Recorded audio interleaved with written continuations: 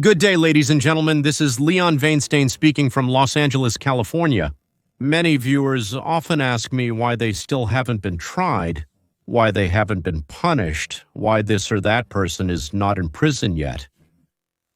I want to tell you about justice, about investigations, about the steps being taken by the authorities to bring common sense back into our lives. Ladies and gentlemen, this is not easy. It's difficult, more difficult than winning an election.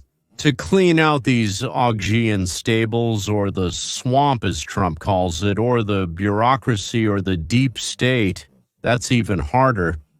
I think that's the hardest thing of all. In general, fighting the bureaucracy, the entrenched officials, the deep state, almost never brings results. They've dug in too deep, their defense is too tight-knit, their mutual protection is too strong. Documents are hidden, forged, cleaned up. Unwanted people are either bribed or, more often, removed. To solve the problems of fighting the deep state, the most important thing really is the team. Or as Joseph Vissarionovich Stalin used to say, personnel decide everything. Janine, one of the most consistent supporters of Trump, has once again changed her career. She was a prosecutor, then a judge, then a host, and an expert on. And now Trump has called her, urgently called her. It was necessary to urgently replace the unconfirmed in the Senate, a truly remarkable, by the way, prosecutor, and the position he was being considered for was the Attorney General of Washington. This is a very serious position. I've already talked about this. Completely independent from Congress, from the governor, from the president, Zhanin can be confirmed by the Senate, or she may not be confirmed by the Senate. Let's see, it will take about a month and a half or two, I think the story will begin. But the Minister of Justice has the right to appoint someone temporarily as acting. In Russian, I think it's called temporarily acting official. And during this time, Janine can accumulate so much, ladies and gentlemen, of the world's violence, all for this very same nomenclature. And Zhanin, or as she is known throughout the country, Judge Zhanin, that is, Judge Zhanin, if it's possible to dig something up, she will dig it up.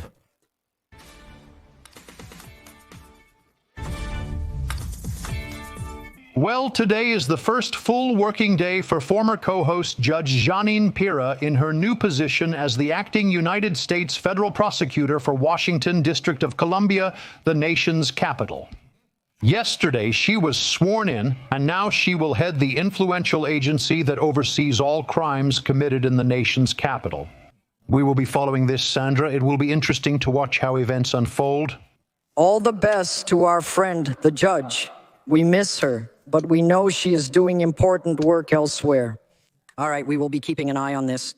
For more than 5 decades, Janine, known as Judge Zhanin, dedicated her life to the pursuit of justice, the defense of freedom, and to honest, equal, and impartial rule of law. And that's exactly what she does. She was an excellent district attorney. I remember well, she was as good as anyone I've ever seen. She began her career in 1975 as an assistant district attorney in Westchester County, New York, where she investigated serious crimes. And it was a really serious charge, and she prosecuted real criminals, not petty criminals like it seems to happen today. People who shouldn't be prosecuted at all, including for crimes like rape and murder. And she was a tireless fighter, a tireless defender of the most vulnerable people in our society. In this position, Janine helped create one of the first domestic violence units in the country. I think that was the first Janine. As a leader, she revolutionized victim protection and implemented bold, innovative policies that few had considered before. In 1990, Janine became the first female judge in the history of Westchester County. And then, by the way, a very respected person with an incredibly outstanding career. And in the following years, she presided over many complex criminal cases. The reason for their complexity was that other judges couldn't understand them. After the president's speech, the Minister of Justice administered the oath to Zhanin. I solemnly swear and affirm this with my word. I, Janine, solemnly swear That I will support and defend the Constitution of the United States that I will support and defend the Constitution of the United States from all enemies, both foreign and domestic, from all enemies, both foreign and domestic. And that I will keep true faith and allegiance to this, and that I will keep true faith and allegiance to this. And now the speech is by the Attorney General of Washington about what she intends to do upon taking office in the capital of the United States. Thank you, Mr. President, and thank you, Madam Attorney General. You have both been my friends for many years. A long time ago, I entered law school to study issues of justice and to bring justice to the victims of violent crimes, women, children, and the elderly. I fought to give them a voice in a system that was both blind and deaf to their problems. I put my whole soul and heart into creating a system that would respond to their needs. My professional path and successes as a prosecutor attracted public attention, and my life took unexpected turns. In all of this, President Trump, you have remained consistently steadfast, one of my earliest supporters and defenders. You never wavered. You were always strong, trustworthy, and confident. By the way, I didn't know that Zhanin and President Trump have been friends for a long time, even before she became a judge.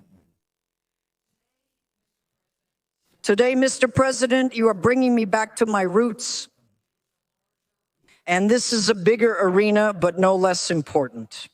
Where we need justice, where we need to make it clear that justice will be upheld in the District of Columbia. And just last week here in the capital of our country, two people who were on the threshold of a new life with hopes and dreams had those hopes and dreams taken away. Because a cold-blooded killer made the decision to shoot them on the streets on a cold, rainy night in our capital.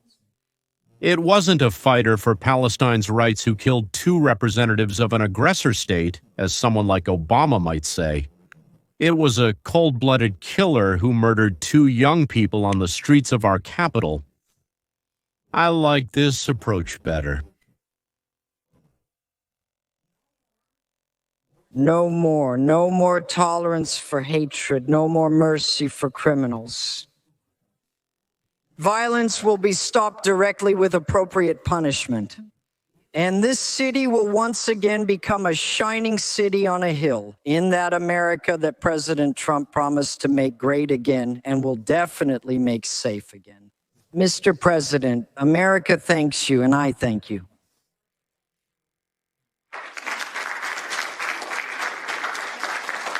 Then came questions from the press to the president. Naturally. In general, I think Trump answers more questions from the press in one day than Biden did during all 4 years of his stay in the White House. Do you think that Russians are being disrespectful when they say that your criticism of Putin is just an emotional reaction? And do you still believe that Putin really wants to end The war? I can't tell you that, but I'll let you know in about 2 weeks. Within 2 weeks, we'll find out very soon. We'll find out if he's leading us on or not, and if that's the case, we'll react a little differently. But it will take about a week and a half to 2 weeks. We have Mr. Bitkov here. He's doing a phenomenal job. Right now, he's interacting with them very strictly. It looks like they want to do something, but until the document is signed, I can't tell you anything. No one can. What I can tell you is this. I can say that I am very disappointed that for several nights in a row now, people have been killed in the midst of what you would call negotiations. I am very disappointed by this. Very, very disappointed. Yes, please. Trump said 2 weeks, maybe a week and a half, and we will know exactly Russia's position. And Trump is very disappointed in the leadership of Russia, because organizing mass bombings in the middle of negotiations does not confirm Russia's desire to move toward peace, which both Putin, Lavrov, and all the others constantly assured both Trump and Bitkov. That is, within 2 weeks, we will find out whether all of Putin's previous statements were a lie. And depending on this, as Trump said, the United States will start to act. How Trump will act, of course, he did not explain. He generally doesn't like to explain what he is going to do.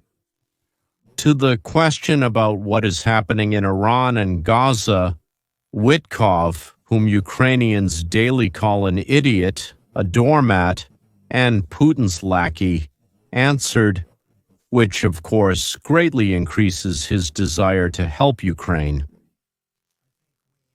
I think we're at the press. We are on the verge of sending a new draft agreement, which I hope will be delivered later. Today, the president is going to review it. And I have a very good feeling about reaching a long-term solution, a temporary one. Ceasefire. Of fire, a temporary ceasefire, and a long-term solution for a peaceful settlement of this conflict. Ogo Witkov is already preparing the points of the agreement. Today, he will give it to Trump for review regarding the establishment of economic relations with Iran, moving from a temporary truce and reduction of sanctions to normalization. That's it, yes. Honestly, I honestly can't believe it, even... Putin is playing with fire. What will be the consequences for Russia if Russia continues? Well, I'm not going to tell you exactly, but the words speak for themselves. The situation does not suit us. I think everything is very good between us and Iran. I think everything is very good with gas, but with Iran, things are really good for us. And I think we will see something very reasonable because there are only two outcomes. You know what those two outcomes are, a reasonable outcome and a violent outcome. And I don't think anyone wants to see the second option, but I think we've made a lot of progress and we'll see what happens. You know, they still need to agree on the final stages of the document, but I think you might be very pleasantly surprised by what happens there. That would be wonderful for them. They could have a great country in the future. Naturally, the question followed about relations with the European Union, with China, but also with the rest of the world connected to the trade sanctions imposed against each other. Sir, analysts from Wall Street have come up with the term trade as such. They say that Trump always backs down from threats to impose tariffs, and that's exactly why the markets are rising this week. What do you have to say about that? I'm firing. And then I back down. So I've never heard anything like that. What do you mean? Because I lowered the tariffs for Kitai from 145%, which I set myself, down to 100%, and then even further to another number. And I said, you have to open up your whole country. Because I introduced a 50% tax for the European Union. They called and said, please, let's meet right now, please. Let's meet right now. And I said, okay, I'll give you time until the 9th of June. I even asked them what date because they weren't ready to meet. And after I did what I did, they said, we will meet at any time you want. And we have a final date, the 9th of July. You call it a retreat because right now we have invested or are obligated to invest $14 trillion. Well, Biden had practically nothing. Under Biden, this country was dying. You know, right now we have the hottest country in the world. I went to Saudi Arabia. The king told me, you have the hottest country. Now we have the hottest country in the world. 6 months ago, this country was absolutely dead. We had a dead country. We had a country that people thought wouldn't survive. And you ask such an unpleasant question. This is called negotiations. You name a certain number, and if you lower it, you know, if I name an obviously inflated number and then lower it a little, just a little bit, they want me to keep this number at 145% tariff. And I even said, damn, that's really high. Do you know why it turned out this way? Because of fentanyl and many other things. If you add it all up, I asked, so where are we now? We're at about 145%. And I said, wow, that's a lot. A lot. They didn't do any business at all, and they had a lot of problems. We were very good to China. I don't know if they will be good to us, but we were very good to China. And in many ways, I think we really helped China a lot. Because, you know, they had major difficulties since we basically abruptly cut off relations with China. We didn't do any business because of the tariff, because it was too high, but I knew that. But never say what you said. That's an uncomfortable question. Go on. For me, that's the most uncomfortable question. President Zelensky says he is ready to meet with you and Vladimir Putin in Geneva. And it seems that General Pelok is preparing for this. Are you planning to meet with the two of them? Well, I'll meet them if it's necessary. You know, we need to, I think right now I'm at that stage. It's a pity you weren't like this a couple of months ago. But now we are working with President Putin, and we'll see where this leads. I think everything is going fine for us, but we'll see. I don't like what's happening, that's all I can say. I don't like it when I see rockets being launched at cities. This is unacceptable. We will not allow this. So in 2 weeks, we'll find out what Putin really wants. There are intensive negotiations with Iran. As Vitkov and Trump confirmed, they said the talks are positive. We don't know what that means. And the European Union, by July 9th, is signing, as I understand it, a trade agreement. China is doing badly. Economically, I would even say it's a collapse, not just doing badly. America has become the hottest spot on the planet in terms of new technologies and investments. Inflation is almost zero. That's a pretty good result for the first 4 months in the Oval Office, don't you think so? Well, all right, let's get back to Zhanin. We started, after all, with crime, punishment, and things like that. So then, what has Zhanin already started doing? Well, she started talking about the death penalty in Washington, District of Columbia, something we haven't heard about in a very long time. The Ministry of Justice has reinstated the death penalty. And since the District of Columbia is essentially a federal territory, the death penalty will now be reinstated in Washington, District of Columbia. That's good. The death penalty for treason is written in the Constitution. And here's what we know now. Employees who use Joe Biden's Autopen device to illegally sign documents and forge his signature have been identified. In one of my videos, I already talked about 3 people who controlled Biden's Autopen. Well, the automatic pen. Yes, as it's called here. And there's nothing illegal about it because, well, there are a bunch of different executive orders related to it. In itself, it's not illegal. Only if either the president didn't give permission for something, or the president wasn't aware, or it can be proven that the president simply didn't understand anything. While they were carrying dozens, hundreds, thousands, we already know them, papers, to sign it under the signature. So it's interesting that if they recognize these 3-4 as traitors to the motherland, then Zhanin, according to the concept you mentioned, would require the death penalty. I think that people who sold pardons fall into this category.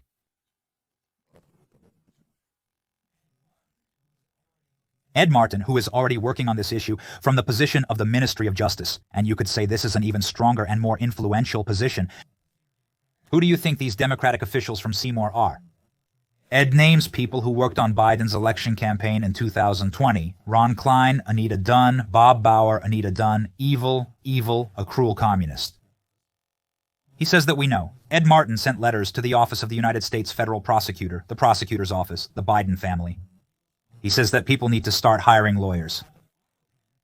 A Trump administration official reveals which extremist Democrat controlled Biden's Autopen. Speaking about this, Elizabeth Warren, he has evidence that Elizabeth Warren was signing. Many of these documents belong to her personally. Union of Soviet Socialist Republics don't say Joe Pocahontas was running the Autopen. And in a recently published video, David Hogg has now revealed that the head of Joe Biden's administration, Anthony Burnell, was secretly running Biden's White House. Sensational footage. It was an open secret. I would avoid the scary, secret puppeteer in the style of the Wizard of Oz. He had enormous power, and he controlled the autopiano. Oh, creepy things. So all these people need to be investigated. And now it turns out that Judge Janine will be the one investigating them. Guess who will be handing out the subpoenas? Judge Zhanin Chinovnikov. Biden has been summoned for questioning by the House Oversight Committee. Judge Zhanin, of course, will also be responsible for holding accountable those who do not appear in Congress, just like they did with Stephen Benenum or Peter Navarro. So this is a very interesting turn of events, and the judge is starting off on the right note. I'm explaining all this in such detail because people keep asking me why they aren't being jailed, why they aren't being punished. In America, gentlemen, the wheels of justice turn terribly slowly but inevitably. To punish someone, you have to prove their guilt. We have a British system of justice, which means it's quite complex and cumbersome, because they really don't want mistakes. They really don't want innocent people to suffer. That's why it's complicated. That's why there's the presumption of innocence.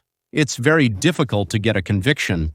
To prove guilt, you need evidence, not opinions, not shouts and exclamations. You have to gather evidence. And the guilty are guilty. As far as we know, they were thoroughly destroyed. And they tried to move people, remove them, persuade them, mix in their own affairs so that they would also be afraid. And they had time and they had power. If you collect insufficient evidence, the court will not find them guilty. So, it happens that all this takes a long time, but it's thorough, not quick, so that the guilty don't escape justice, because the last thing we want is for them to escape justice. Here is the person to whom all the threads from the government's crimes lead, the chairman of the Congressional Committee on Government Oversight, that is, James Comey. He's in Congress, as I already said, and the threads lead to him, because he's the main one, not because he's guilty of anything. On the contrary, he's the chief investigator. If you look at what Joe Biden did at the end of his presidential term, he was more active in the last 90 days than in the first 3.5 years. They signed many executive orders, they issued a lot of pardons, and almost all of them were signed using an Autopen device. We want to know who controlled the Autopen device and what authority they had to use it on behalf of the president. Oversight of the House. This is the chairman of the House Oversight Committee, James Comer. And now Republicans are focusing on former President Biden's use of an Autopen device to sign official documents during his term. All of this is part of an investigation into the alleged concealment of Biden's deteriorating health. The House Oversight Committee is insisting on questioning Joe Biden's doctor and several key staff members. They could all receive subpoenas if they do not comply with the demands by tomorrow. So now a deadline has been set. The Republicans are stepping up their actions. In a social media post, President Trump wrote, "The person who controlled the Autopen device is becoming more and more of a sensation with every passing minute." Aisha Kosney reporting from Washington. Aisha. Hello, good morning, Harris. Yes, that's right. The chairman of the Oversight Committee, Comer, told me that his committee is ready to withdraw these subpoenas within minutes if the doctor of former President Biden and 4 other staff members do not respond to his request for an interview by tomorrow's deadline. Comer also told me that he is ready to expand the list of those being subpoenaed, including former First Lady Jill Biden, their son Hunter Biden, and former Press Secretary Karen Jean-Pierre. What does the committee do? It investigates, and Congress has a lot of ways to obtain information. And when they find something illegal, they refer the cases to the Department of Justice. It's not a quick process, but it allows you to sort things out, to separate opinion and impression from fact, and then to find confirmation for those facts. Without this process, it would be called vigilante justice. And by the way, it can work both ways. Today it's us judging them, tomorrow it could be them judging us. No, it's still America for now, or rather, we're still managing to save it. And now let's take a look at Biden and his circle. They surrounded him and wouldn't let him say a word because when he spoke, it was like this. Well, we know that Ron Klein is the head of the Biden administration, and the head of the administration always has enormous power in any White House. They are like the chief operating officer in a company. Junior staff bring all the problems and questions to the head of administration, who decides what to do with them. Should this be brought to the attention of the leadership, in this case the president? They are like a gatekeeper, deciding who and what gets to the president. So, Clayane clearly played a key role not only in concealing, but also in using the Autopen. But who else was involved? Who else had access to the Autopen? What is really important to get to the bottom of what is happening? This could open the door to criminal investigations. And this morning, we will find out who was really at the top of this chain of decisions. Vice Chairman of the National Committee of the Democratic Party, David Cogg, messed everything up again. Accidentally, while exposing this whole scheme, he completely blew the lid off the scandal by admitting on a hidden camera that the National Committee of the Democratic Party knew about it, knew that it was happening. And they know exactly who this person is, who was this person, who acted as our secret president, someone most Americans have never even heard of. Jill Biden's chief advisor, Antony Bernal, apparently was the real president of the United States, the person who was actually running the country during Biden's administration. David Hogg says that the Democratic National Committee knew that Antony Bernal was making decisions at the executive level, that he was acting as the head of departments, the head of the cabinet. Imagine, Biden appoints his cabinet to help him run the country, but they usurp his authority, deciding to bypass him, exclude Joe Biden from the decision-making process, and go directly to Antony Bernal. David Hogg describes this person as, quote, a shadowy figure in the style of the Wizard of Oz, possessing enormous power, and says, I can't convey just how much power he had in the White House. I still think it's Barack Obama who was pulling the strings, but maybe it's Antony, as they say, whom Jill Biden brought in. It's a secret. By the way, this is going to be a very funny episode right now. This was secretly recorded. The person didn't know they were being recorded. This is one of the leaders of the Democratic Party in the United States, a guy named David Catt.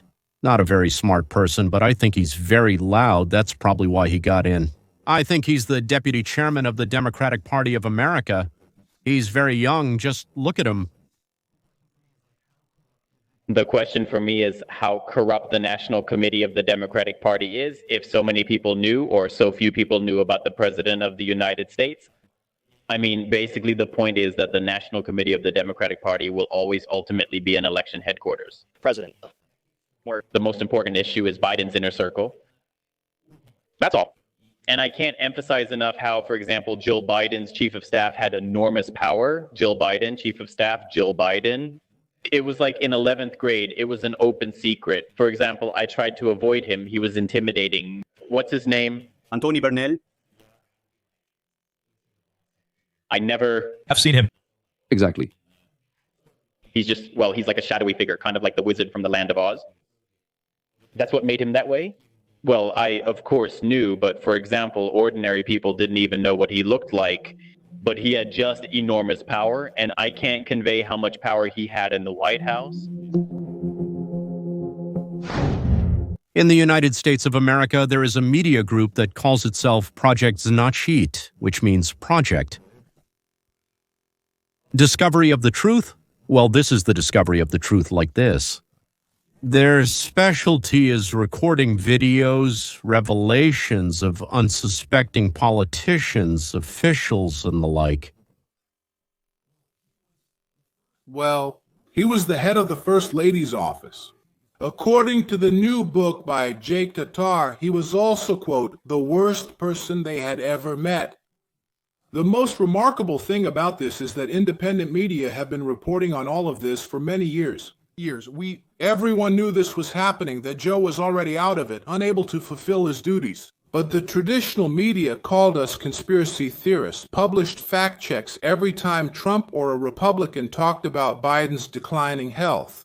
The defense of Jake Tapper, which even the traditional media forgot. The main rule of journalism is never trust people in power. You must be joking. Look at this.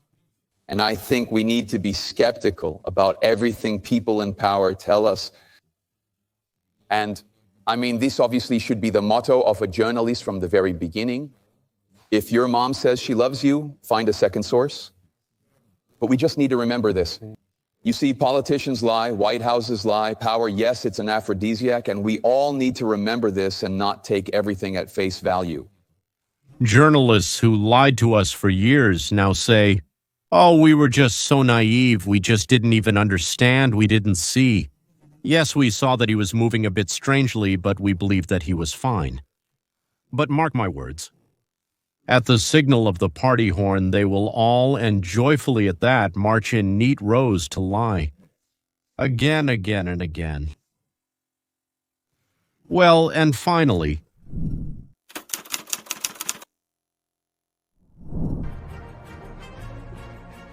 and we have the survey results in our hands. And this is a very important, I think, really major, probably the most significant, in my opinion, of all the ones ever conducted by Rasmussen reports. You are seeing these results tonight because they show that voters are satisfied when they get what they wanted. To be continued. The majority is 50%. That is the majority. People just think that the majority is. Actually, the majority is 50% plus one living person. That's how it works. The majority, 50%, say that, in their opinion, America is moving in the right direction. it might seem like that's not much, but just don't forget that this has practically never happened before. Not even practically. For 50% to say that we're on the right track, well, not comrades, but gentlemen in this case, that almost never happens. But nevertheless, well, there just hasn't been anything like this. Я говорил о том, что это может произойти. I've already said that this could happen. I thought it would never happen. I even joked about it. Maybe someday Trump will be able to raise this correct rate by more than 50%. And he went and did it. He just went and did it. People are now more satisfied with the direction the country is heading than they have been in recent times. This is another achievement of President Donald Trump, who has been on the verge of majority support for several weeks now. The latest average poll result on whether the country is moving in the right or wrong direction, which was released on Tuesday, reached 50% and shows no signs of declining. Well, that's his comment. Here is the very tweet that changed everything. In the Post, we called it uncharted territory. Those are Ted's words, and he's right. This number is embedded in the image. We'll see it later. Good morning. United States voters are becoming more and more optimistic. And sociologist Rasmussen Mark Mitchell said, "I never thought I would see this." I don't think the Republican Party realizes the full seriousness of the gift that Trump has given them, the gift of the Make America Great Again platform, a victorious platform, a path to success for the Republicans Party. It was an unprecedented presidency.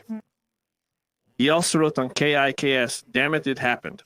For the first time in the history of our polls, the majority believes that the country is moving in the right direction. Don't mess up, Republicans. I couldn't help but put this here. Overall, 50% believe the country is moving in the right direction, while 45% disagree. Republicans overwhelmingly agree that everything is fine, 75%. I think that's also a record. Meanwhile, the majority of Democrats disagree. 65% believe the country is moving in the wrong direction. But even that is a rather low figure for them, which demonstrates a sharp divide in the country regarding politics and Trump. Let me explain. 35% of the Democratic Party believe that Trump is leading the country in the right direction. That's a record. In modern politics, I can't remember anything like that, and Michael Mitchell can't remember either. And this is the approval index, the difference between those who fully approve and those who fully disapprove. And Barack Obama, Earth to Barack Obama, Donald Trump has just surpassed you. Look at how structurally higher the approval index is for Trump, the 47th, than for anyone else. He literally surpasses Barack Obama. And all this demonization didn't work. No one demonized Barack Obama, especially at the beginning of his first term. And yet, now Donald Trump's approval rating shows better results. Just now crossing this threshold. This is just madness. He will draw a line at 0 level, significantly higher than any other recent president. We've never seen anything like this before. Michael Mitchell, a well-known analyst, I've already shown him a couple of times, talked about him and cited his statistics. He is a public opinion researcher. He says that even though people are always saying bad things about Trump, his support, the support for his programs and projects, is higher than that of any previous president since the moment they started conducting regular public opinion polls. It's interesting that the Democratic Party still believes they can pursue the same policies they used to implement.